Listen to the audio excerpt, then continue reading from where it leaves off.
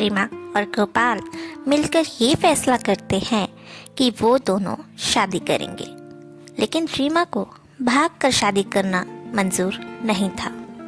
इस बात से गोपाल को भी इनकार था। दोनों ही चालू फोन पर चुप थे।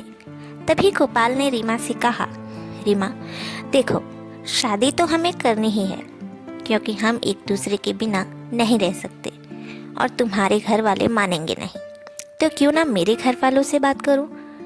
ये सुनकर रीमा को एक उम्मीद नजर आई। उसने हाँ कहा। तभी गोपाल अपने घर वालों से बात करता है, लेकिन वो लोग भी मानने को तैयार नहीं थे। उन्हें रीमा तो बहुत पसंद थी, लेकिन रीमा के घर वालों की वजह से गोपाल के घर वाले नहीं मान रहे थे। कुछ दिन ऐसे ही बीत गए, लेकिन कुछ नहीं बदला। रीमा ने भी हार नहीं मानी थी। वो भी अपने घर वालों को रोज मनाने की कोशिश करती रहती थी, लेकिन फिर भी कोई नहीं माना। आज भी रीमा वैसे ही घर में कैद थी। न उसे कोई रास्ता मिला था और ना ही गोपाल को। एक दिन फिर रीमा घर में अकेली थी। तभी उसने चुपके से गोपाल को फोन लगाया और पहले तो घबराकर गोपाल से उसका हाल पूछा। वो बिल्कुल ठीक नहीं था। वो रोते हुए बोलता है, मेरे घर वाले नहीं मान रहे हैं। ये सुनते ही रीमा एक बार फिर निराश हो जाती है। तभी गोपाल रीमा से पूछता है, रीमा क्या तुम्हारे पास टाइम है 10 मिनट का? रीमा रोते हुए हाँ कहती है। तभी गोपाल उसे अपने घर वालों से बात करवाता है। रीमा की रोती हुई आवाज़ सुनने के बाद गोपाल के घर वालों को एहसास होता है कि गोपाल और रीमा एक दूसरे के बिना नहीं रह सकते और सभी लोग उनकी शादी के लिए मान जाते हैं और रीमा को अपने घर बुलाते हैं। लेकिन रीमा ने बताया कि वो घर में कैद है। तभी गोपाल की माँ ने गोपाल से कहा कि तू जाके लेकर आ रीमा को उसके घर से, और डरना मत बिल्कुल उन लोगों से। गोपाल एक दिन अचानक ही रीमा के घर आता है। रीमा उसे देखकर खुश हो जाती है। रीमा और गोपाल चुपके से सीधे गोपाल के घर चले जाते हैं और गोपाल के घर पहुंचते ही वहां दोनों की शादी की तैयारी शुरू हो गई। रीमा एक बार अपने माँ पिताजी से बात करके उन्हें समझाती है, लेकिन वो नाराज हो जाते हैं। रीमा बहुत उदास हो जाती है, लेकिन गोपाल उसके साथ था, यही उसकी खुशी थी। रीमा के घर वाले उसे फ़ोन करके बार बार कहते थे कि मत कर ये सब, लेकिन रीमा भी साफ साफ कह देती थी कि मैं गोपाल से प्यार करती हूँ और मेरे प्यार को गुनाह समझा सबने। मैं अब और गोपाल से दूर नहीं रह सकती। धीरे धीरे रीमा के रिश्तेदारों के भी फ़ोन आने लगे, लेकिन रीमा ने सबको बिना डरे जवाब दिया, क्योंकि उसका प्यार सच्चा था। सभी अलग अलग धमकियाँ देते थे, पर रीमा और गोपाल बिल्कुल नहीं डरे। कुछ समय ऐसे ही बीता। अब रीमा की शादी के लिए शॉपिंग करनी थी। गोपाल, रीमा और बाकी घर वाले मार्केट गए। बहुत दिनों बाद रीमा मार्केट गई थी। खुली हवा में खुलकर सांस ले रही थी, जैसे वो आज़ाद है। तभी रीमा को गोलगप्पे दिखे। उसे गोलगप्पे बहुत पसंद थे। फिर क्या था, रीमा और गोपाल गोलगप्पे खाने चले गए।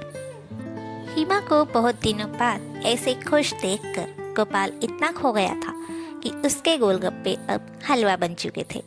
तभी रीमा ने उसे टोका, अरे मेरे होने वाले पतिदेव, कहाँ खोए हैं आप? आपके गोलगप्पे हलवा बन चुके हैं, खाएगा कौन? अब तो जिंदगी भर मुझे ही देखना है ना। तो बेचारे गोलगप्पे को क्यों सड़ा रहे हो जी, खाइए ना। रीमा के मुंह से ऐसी बातें सुनकर गोपाल बहुत खुश हुआ और बोला, अरे मेरे होने वाली पत्नी, आपको इतने दिनों बाद खुश देखकर मुझे कुछ और देखने का मन ही नहीं कर रहा है। क्या करूं अब मैं? दोनों हंसने लगते हैं। फिर शादी की खरीदारी भी होने लगती है। गोपाल हर चीज़ रीमा की पसंद से ले रहा था। ये देख उसके घर वाले उसे बहुत चिढ़ा रहे थे। अब वो दिन आ गया था जब उन दोनों की शादी थी। रीमा की इच्छा थी कि उसकी मांग भगवान के चरणों के सिंदूर से भरी जाए। गोपाल ऐसा ही करता है और दोनों की शादी हो जाती है। शादी के बाद की रस्में भी हो रही थी। तभी गोपाल की छोटी बहन बोलती है, अरे भैया भाभी की शादी तो हो गई, लेकिन सगाई तो नहीं हुई। ये सुनकर गोपाल और रीमा हंसने लगे। ये देखकर घर वाले हैरान हो गए। तभी गोपाल और रीमा ने बताया कि उनकी सगाई तो तभी हो गई थी जब उनको प्यार भी नहीं हुआ था। ये सुनकर घर वाले गोपाल को कहते हैं कि पहेलियां मत बुझाओ, सच बताओ कब हुई सगाई। तभी रीमा बताती है कि पहली बार जब ये मेरे घर आए थे तभी इन्होंने एक मेरे लिए और एक अपने लिए अंगूठी ली थी, वो भी मेरी पसंद की, और गलती से मेरी अंगूठी इन्होंने मुझे अपने हाथों से पहना दी। उसके बाद से ये अंगूठी मेरी उंगली से निकली ही नहीं। अब सभी की हंसी का ठिकाना न था। अब आगे की रस्में हुई, फिर सब ठीक हो गया। अरे अरे, कहाँ चल दिए आप लोग?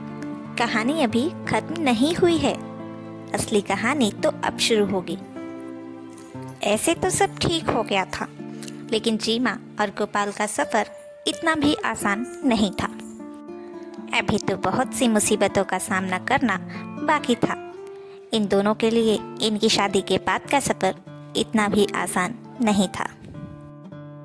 वहाँ रीमा के घर वाले इस बात से बिल्कुल खुश नहीं थे कि रीमा ने उनकी मर्जी के खिलाफ शादी कर ली और वो खुश है।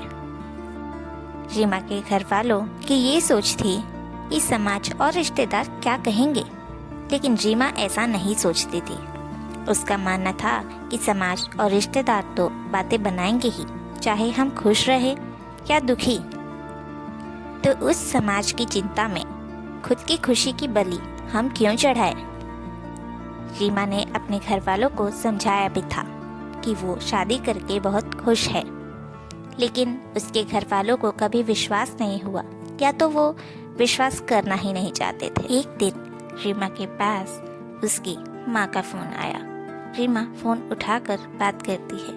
तभी उसकी माँ कहती है, आगे की कहानी जानने के लिए बने रहे हमारे YouTube चैनल पर।